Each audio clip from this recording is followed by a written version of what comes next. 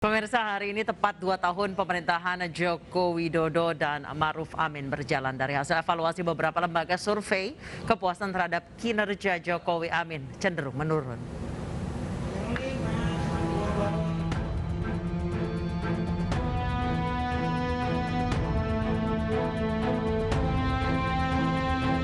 Kepemimpinan Jokowi Amin telah genap 2 tahun. Beragam catatan positif dan negatif mengiringi perjalanan roda pemerintahan. Yang menjadi sorotan ialah kepuasan terhadap kinerja Jokowi turun berdasarkan hasil survei. Beragam hal diduga menjadi indikator turun naiknya tingkat kepuasan masyarakat terhadap Jokowi. Dalam bidang politik dan hukum, kisah pemberantasan korupsi di Indonesia menjadi sorotan. Puncaknya, kontroversi pemecatan 57 pegawai KPK yang tidak lolos tes wawasan kebangsaan. Sementara itu, perburuan dan pemberitaan terkait banyaknya lukisan mural yang dihapus seolah menambah raport merah dalam catatan demokrasi saat ini. Dalam bidang pendidikan, maju mundurnya kebijakan Menteri Pendidikan Nadiem Makarim kerap menjadi buah simalakama. Metode pembelajaran secara daring dinilai tidak maksimal bagi siswa dalam menyerap pelajaran. Namun di sisi lain, faktor kesehatan di masa pandemi tak bisa dikesampingkan. Kondisi ini dinilai menimbulkan kebingungan dan kegaduhan dalam program sistem pendidikan saat ini. Badai pandemi yang berjalan fluktuatif naik turun seiring dengan berbagai kebijakan yang diterapkan pemerintah. Akibatnya kondisi ekonomi nasional dinilai lebih buruk dibandingkan 2 tahun lalu. Terlepas dari beberapa indikator tersebut, hasil survei SMRC menunjukkan mayoritas responden masih yakin Presiden Jokowi mampu membawa Indonesia keluar dari krisis ekonomi akibat wabah COVID-19. Apalagi setelah Indonesia dinilai cukup berhasil dalam menekan dan menurunkan data penyebaran COVID-19. Menunjukkan bahwa warga pada umumnya mengharapkan pemulihan ekonomi akibat COVID-19 ini dapat berlangsung lebih cepat. Warga pada umumnya masih sangat atau cukup percaya bahwa Presiden Jokowi mampu membawa Indonesia keluar dari krisis akibat COVID ini. Catatan ini pun seolah menjadi tantangan dan PR pemerintah di saat tingkat kepuasan masyarakat atas kinerja Jokowi mengalami penurunan.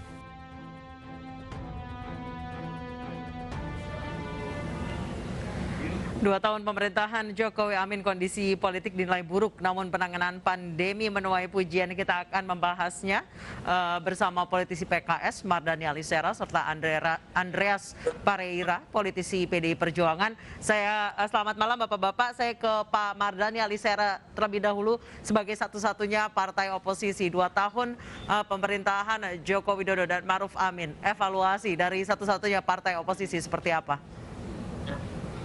Terima kasih Anissa. Pandemi jadi danger ya.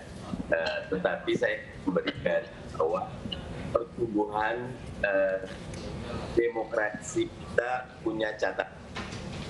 Bukan cuma yang membuat ambil keputusan jadi tepat sang dasar. Tapi juga ada beberapa catatan berangusan kebebasan berpendapat. Bisa pura angkat poster, kemudian ada yang smackdown. Dan itu yang digaris bawah bahwa banyak masalah yang belum tuntas selama kepemimpinan Pak Jokowi. Saya kan tahu ya, beliau bukan 2 tahun ya, 5 tahun sebelum juga beliau presiden. Bidang pandemi dan terakhir ini harus menjaga tetapi efeknya memang tidak sekali, dan itu undang-undang peraturan yang baik. Pak Mardhani, kami mohon maaf harus beralih dulu ke Pak Andre karena Pak Mardhani sambungannya agak terputus-putus. Kami akan berusaha untuk menyambungkan lagi agar sambungannya diperbaiki. Saya ke Pak Andreas terlebih dahulu. Pak Andreas, tadi ada beberapa poin yang bisa saya tangkap dari Pak Mardhani. Di antaranya adalah terkait kebebasan berpendapat yang semakin ditekan. Contohnya adalah aparat terlalu reaktif dengan adanya mural, kemudian juga ada kemarin mahasiswa yang sedang berdemo, kemudian dibanting oleh aparat. Tanggapannya Pak Andreas? Ya, secara keseluruhan, kesimpulan itu bahwa dengan situasi pandemi ini, masyarakat masih optimis bahwa Presiden, pemerintahan Pak Jokowi, kayak Haji Ma'ruf Amin, bisa membawa Indonesia keluar dari situasi kesulitan ini. Gitu. Itu hal yang sangat positif bahwa optimisme masyarakat itu tinggi dan menaruh harapan tinggi pada pemerintahan Pak Jokowi dan Kiai Haji Ma'ruf Amin. Ini penting. Nah, hal berikut juga kita lihat secara keseluruhan bahwa tingkat kepuasan itu masih di atas 60%, 64% kalau tidak salah itu tingkat kepuasan. Nah, memang ada titik lemah di bidang penegakan hukum dan juga apa yang tadi disampaikan Pak Mardhani juga yang berkaitan dengan demokratisasi. Nah, saya ingin melihat bahwa dari proses demokratisasi ini sangat erat juga memang kaitannya dengan penegakan hukum, terutama penanganan oleh kepolisian atau pihak keamanan di sini yang akhir-akhir ini kita lihat memang dan menjadi sorotan media, sorotan opini masyarakat, cenderung overacting lah kalau boleh dikatakan, bahwa overreaktif dalam beberapa hal yang kemudian itu menjadi perhatian publik. Oke. Nah, tentu juga yang berkaitan dengan penanganan korupsi.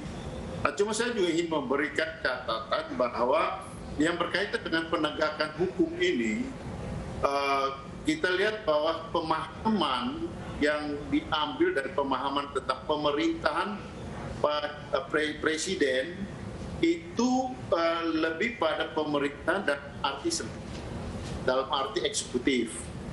Sementara kalau kita lihat pemerintahan dalam arti luas itu mencakup juga pada yudikatif dan tentu legislatif, pemerintahan dalam arti luas. Nah, dalam kaitan ini sering juga kita lihat bahwa proses penegakan hukum itu tidak hanya dilakukan oleh kepolisian, kejaksaan di bawah presiden gitu. Sementara juga ada wilayah yang adalah wilayah yudikatif.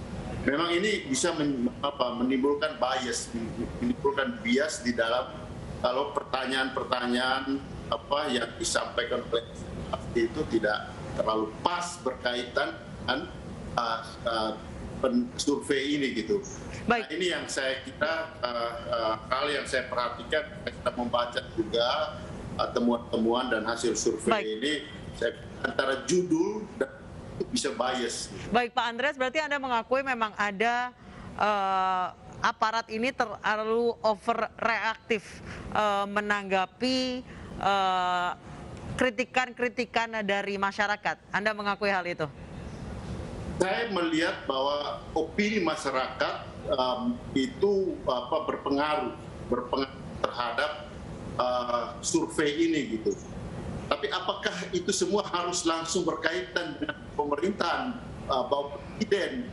Nah, itu juga buat saya juga hal yang apakah semua hal ini harus ditangani presiden gitu. Oke. Nah, ini kan sementara survei ini berkaitan dengan kinerja presiden. Oke, baik. Nah, ya, karena misalnya soal mural yang terjadi di Tangerang, ya ini kan persoalan sebenarnya soal perda daerah, soal bagaimana pemerintah daerah yang mengatur wilayahnya.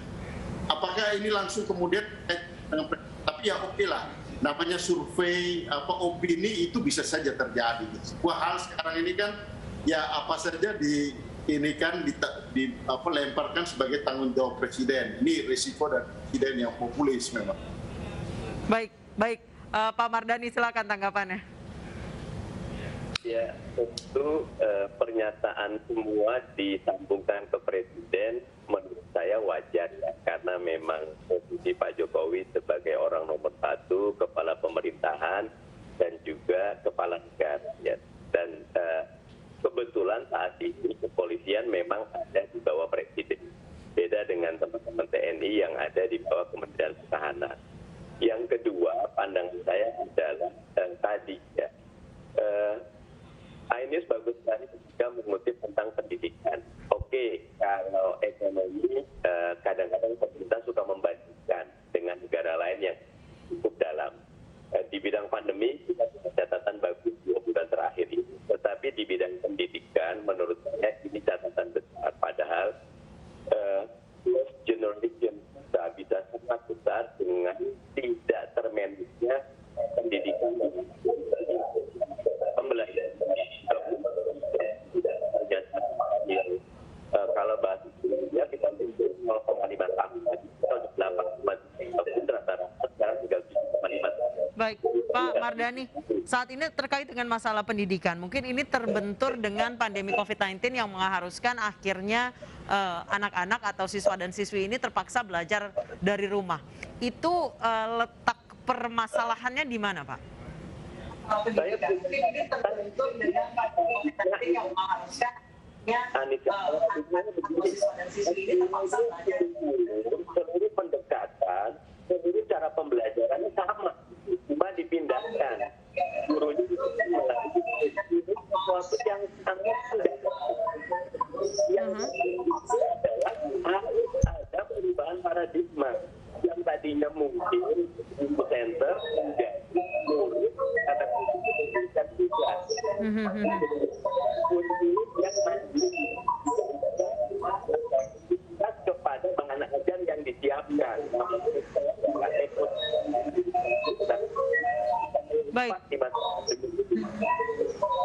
Baik, saya ke Pak Andreas. Pak Andreas, kalau misalnya terkait dengan evaluasi di sektor pendidikan seperti apa? Saat ini pandemi COVID-19 mengharuskan banyak siswa dan siswi ini terpaksa belajar dari rumah. Tapi kemudian study from home-nya ini tidak termanage dengan baik, malah menjadi beban tersendiri bagi orang tua. Yang di sisi lain juga harus work from home gitu. Ya, salah satu bidang di kehidupan ini yang sangat terkena akibat dari pandemi ini, di samping tentu sektor kesehatan sendiri, tapi juga pendidikan. Kita tahu bahwa dalam bidang pendidikan itu juga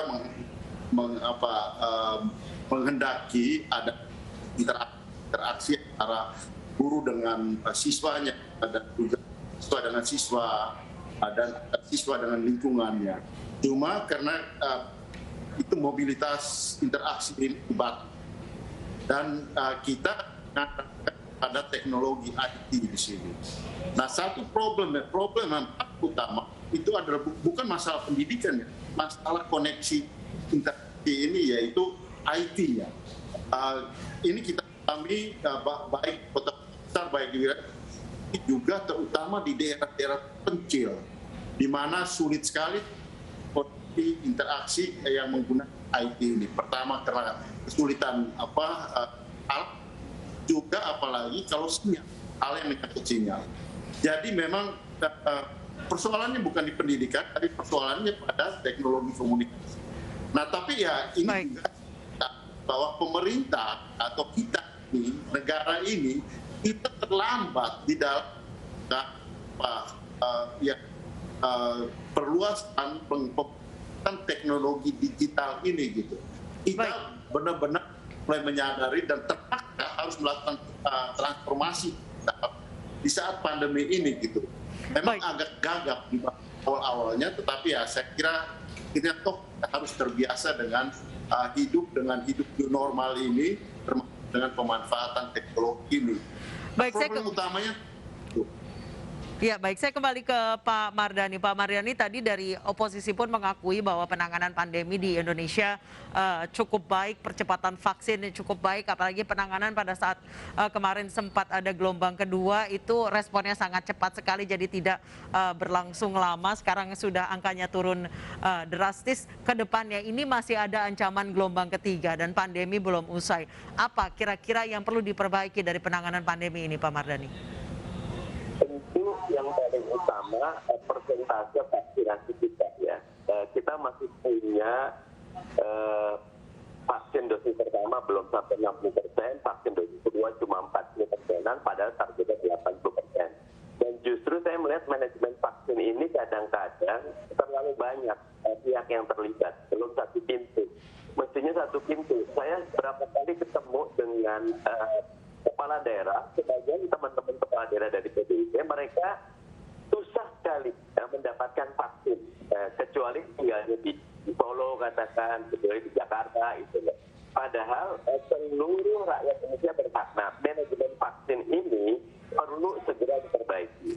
Tentu termasuk di dalamnya adalah rantai distribusi, monitoringnya sampai kepada efikasinya. Yang kedua, menurut saya memang tadi bagaimana penerapan vaksinasi ini diikuti dengan menggeliatnya ekonomi. Karena kita sekarang bisa mengatur angka positivity rate, tetapi dalam sekali ukuran kepada ekonomi dengan PPKM ini.